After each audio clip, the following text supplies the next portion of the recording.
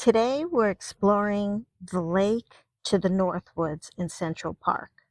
This is part 2 of my Central Park walk. The lake is 20 acres surrounded by the Ramble and Bathsheba Terrace. We are not visiting Bathsheba today. The Central Park Boathouse is located here. It's a place where you can rent rowboats or eat at the popular restaurant. We rented a rowboat back in the early 2000s when my husband and I were first dating. I found I row in circles. I also wasn't that into it, as I'm afraid of the water, and my husband's a lot bigger than me, so it really tilts towards him, and that freaked me out. In the 1860s, park goers could take a passage boat around the lake, stopping off at various landings. They could also rent a gondola for a more intimate guide.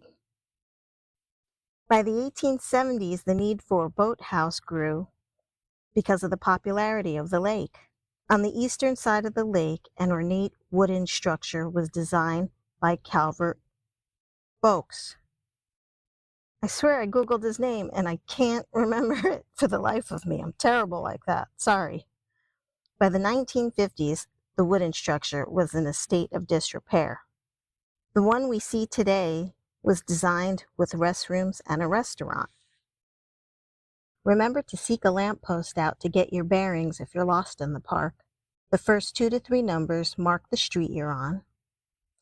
The last numbers mark if you're on the east or west side. Odd numbers are for west, even numbers for the east.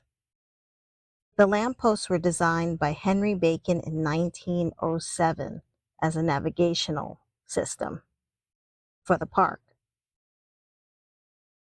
Check out the description for more information.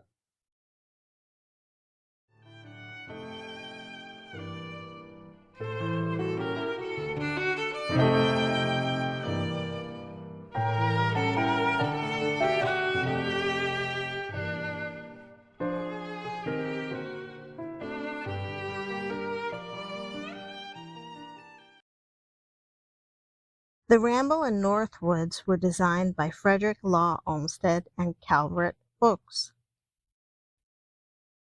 It was designed to be rugged and wild, inspired by the Catskills and Adirondack areas of New York State. They wanted to bring a piece of our woodsy areas to city folk that weren't able to get out of the city for vacation. The Northwoods are a popular birding destination. One year we actually saw a hawk in a tree and we were excited. We're always excited by little nature experiences in the city. We love nature. The Northwoods is a 40-acre wild garden. The northern section of Central Park wasn't altered as much as the southern half. There's even a little ravine in the Northwoods. You'll know it when you see the archway.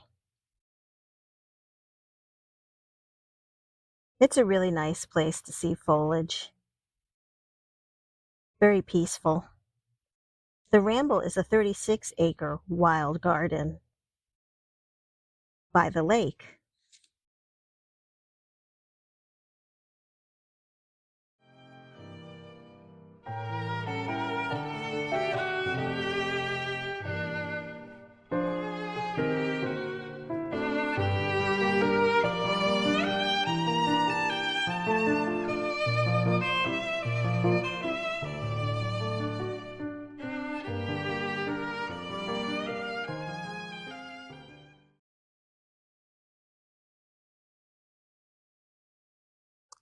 Here is Belvedere Castle.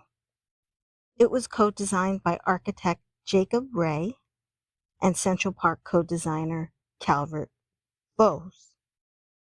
Belvedere means beautiful view in Italian. Construction was completed in 1872. It's a place to enjoy the views of the city.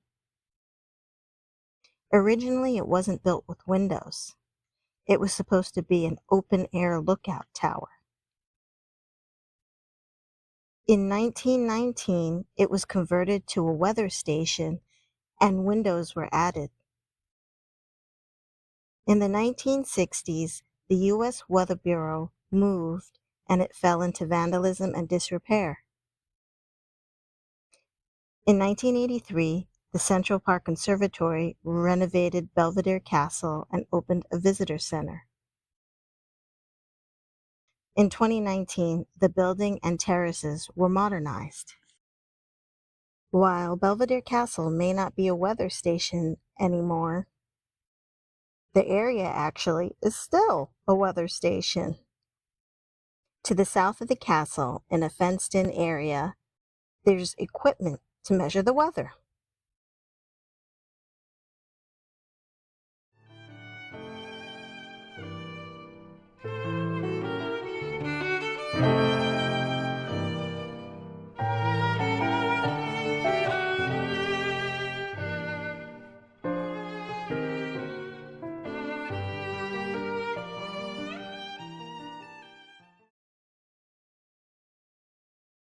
Seneca Village was around for about 32 years. In 1825, a 25-year-old free African-American man, Andrew Williams, bought land in the middle of Manhattan.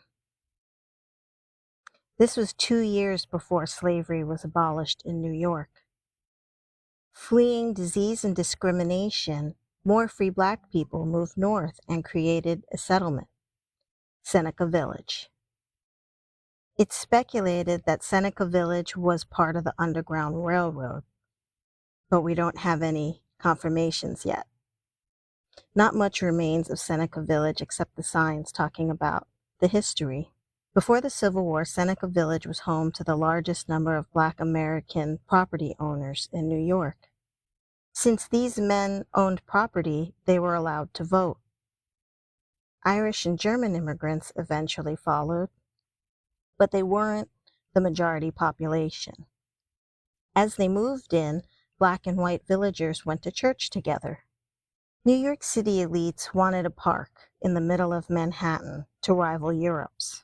They led a campaign against Seneca Village and the surrounding area, saying they had to get rid of the squatters, tramps, and thieves. For the longest time, historians thought the area was a shanty town. Seneca Village was not. It was middle class. The land was seized by eminent domain. The residents fought back but lost. 1,600 residents were displaced, 300 from Seneca Village. Seneca Village was located around 82nd to 89th Street along 7th Avenue.